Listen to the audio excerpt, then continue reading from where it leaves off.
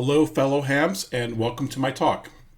My name is Dave Slaughter, W3DJS, and I'm located in Dacula, Georgia, which is in Gwinnett County, and it is about 20 miles, give or take, northeast of Atlanta, Georgia.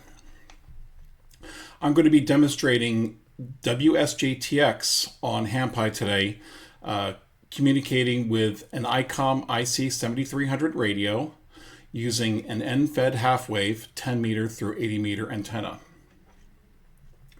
To start off, we're going to check the WSJTX version because with HamPi 2.0, which we're using, it actually was it was created on December 31st, 2021.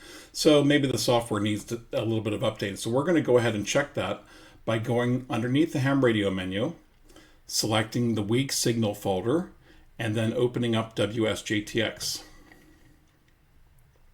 What we will see when this starts up is that the WSJTX version is 2.5.3, and that is a slightly older version, so we're going to go ahead and update that. So we're going to quit out of WSJTX first. So what I'm going to do now is update the version of WSJTX, and I'm going to do that in a terminal window so that you all can see better. I'm going to expand the terminal window size using a shortcut. Control-Shift+ is the shortcut for expanding the window size. And if you don't want to use the shortcut Control-Shift+, you can select Zoom Out off the Edit menu. Now, in this case, I'm going to, since I'm going to update WSJTX to version 2.5.4, I'm going to go into the bin directory, bin, and list that out. The program I'm interested in is update WSJTX from source. And I've already made a quick edit to this file, but what I'm going to show you I've changed here is I'm going to use Nano to edit this file. And what you'll see here is I've set the download version of WSJTX to the current one on the web, which is 2.5.4. I would normally use an automatic version detection for updating software, and I do that for most of HamPi. But in the case of WSJTX, that web page is hand edited, and it is not done consistently because it's done by hand, it's done by human. And so since the format consistently changes, I actually can't do a version check using a little bit of AI. I have to just go ahead and hard code it into the program here. So I'm going to quit out of Nano, and then I'm going to run the update WSJTX from source, and it will start up. It will detect the version installed as 2.5.3. It will make sure that prerequisite libraries are installed, and of course they are. And then it downloads WSJTX and decompresses it and starts building it. Now, I'm not going to make you look through the entire build process. That's kind of like watching paint dry. So I will go ahead and speed up this part of the video.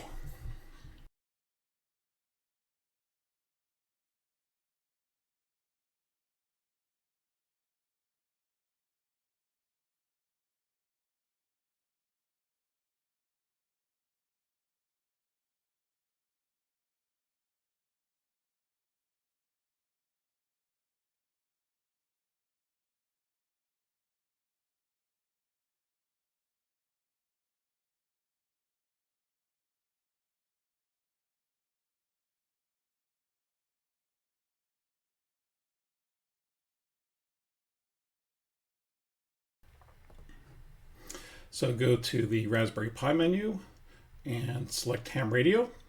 And then underneath the ham radio menu, the weak signal menu appears. And underneath that, we go to WSJTX. And now we should be launching WSJTX 2.5.4. And you will see that in the About box. We will click under Do Not Show This Again. And I'm going to go ahead and do a little repositioning of the windows.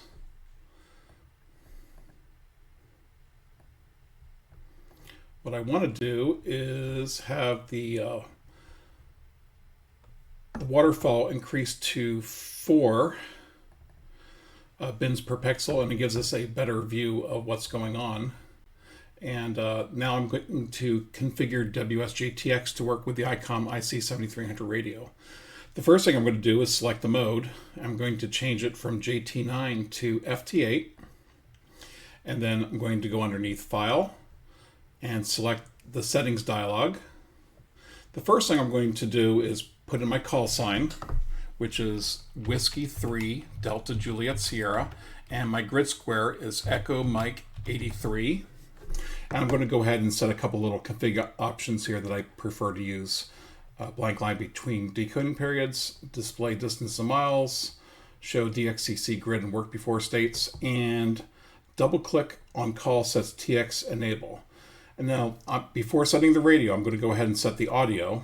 Otherwise, WSJTX will generally complain. I'm going to set the input to ALSA_input.USB-burr-brown from TI USB audio codec. That's the input from the IC7300 radio.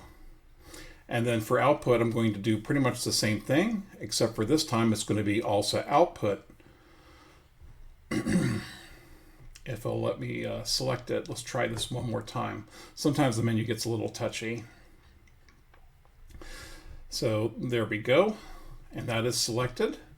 And now I'm going to go ahead to radio and select my rig, which is the ICOM IC7300. And you will see that it already selects TTY USB 0. You can click on this to confirm that there aren't any other reasonable selections. And on my radio, I'm using 19200 baud. And data bits, stop bits, handshake, and force control lines are all left alone. But the push to talk method, I select as cat. And then under mode, we use data packet. And then under split operation, we select fake it. And I'm going to go ahead now and hit test cat to confirm. And you hear a couple little clicks from the relays in the 7300, and the test cat turns green. At this point, I'm going to click OK, and I'm going to quit out of WSJTX. The reason I'm doing this is that sometimes WSJTX gets a little finicky, and even on good installations, it might decide to quit unexpectedly. And in that case, you want it to save its preferences first. So you want to know that you have a good set of preferences. I generally have pretty good luck with WSJTX. You see here, let's just make sure we're set at 40 meters here. And we're going to wait for some decodes to happen. I'm going to turn on CQ only and hold TX frequency, and also try to select an unused frequency here. And here's somebody calling CQDX. So I'm going to go ahead and double click and answer them. No clue if this is going to work. That's just the nature of the demo. Since they're in Brazil, maybe they'll come back, maybe they won't come back. 40 meters at this time of day is, I think, a bit of a stretch to hear back from Brazil, but we'll give it a try and see what happens. And it appears they answered somebody else instead. So we're just going ahead and call somebody else. Oops, I thought I was calling somebody else. All right, at this point, that's not going to work because we're too far into the cycle for it to have transmitted enough information. So we'll just wait for it to come back around a second time. So there are some DX purists out there going to say, well, you're responding to CQDX from somebody that's inside the United States, and that is true. But the 6, okay, well, in this particular case, it's not even going to matter. But what I was going to say is the 6 calling zone is in California, assuming they haven't moved, and I'm all the way in Georgia, and that's 2,000 miles. I consider 2,000 miles to be a DX. But there's going to be some purists who will argue with me on that, and that's fine. They're welcome to their opinions, and I'm welcome to mine. So let's see what we get decoding next. And here is W2CG. And I'm going to make this window a little bit bigger so we can see more of what's going on.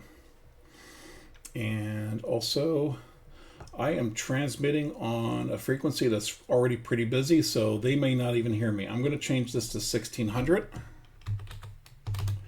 And you will see that the little red bracket here is changed to an unused part of the waterfall. So hopefully when we do the next transmit here, okay, it looks like W2CG is also answering somebody else. So we'll wait for them to come back around and finish their QSO with November 4 BC, Bravo Charlie, and see if they come back around and answer us. So I normally, if it in voice mode, wouldn't be calling CQ mid-transmission here, but one of the things I've learned when you try to complete QSOs, especially if they're really busy, is to, as far as the data goes, the computers are talking to each other, and they don't take stuff as being rude as long as you're not talking on top of them. So I'm calling CQ on a different part of the waterfall, and if they come back, great, and if they don't come back, I'll just try somebody else.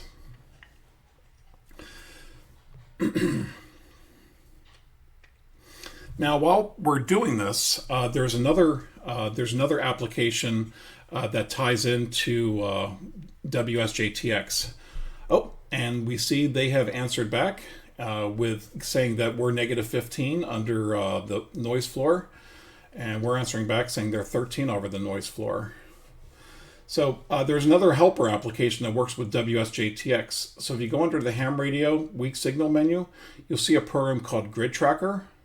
GridTracker knows how to communicate with WSJT-X, and it's a nice little companion utility. So I'm going to go ahead and start that up, and I'm going to start it up in the background here.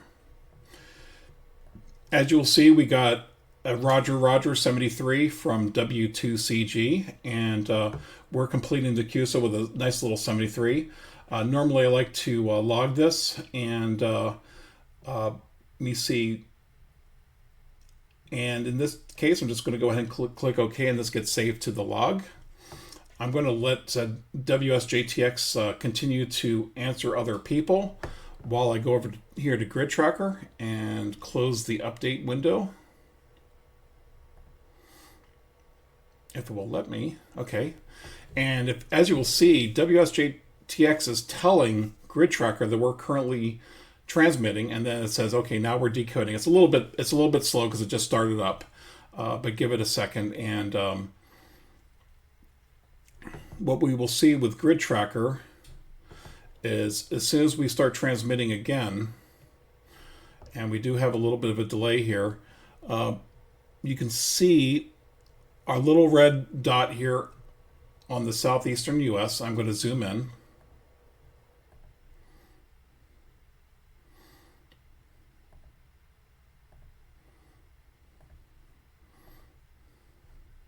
And I'm going to center the US on screen if it will let me.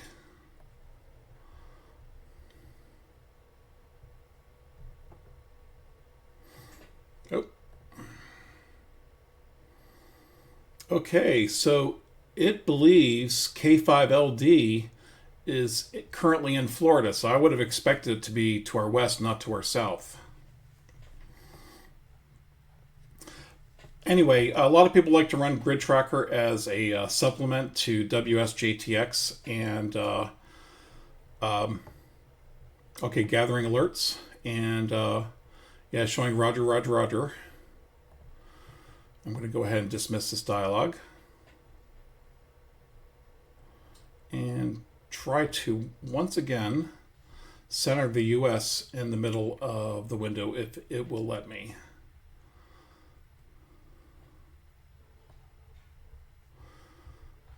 Sometimes you have to have a little bit of patience with GridTracker.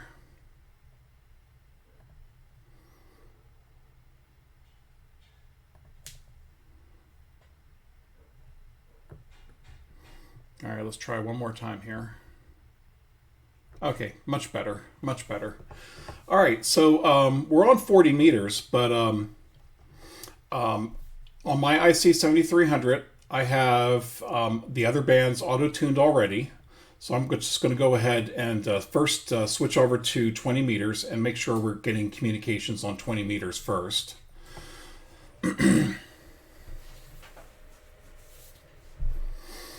So even though I changed bands, I don't have to go resetting.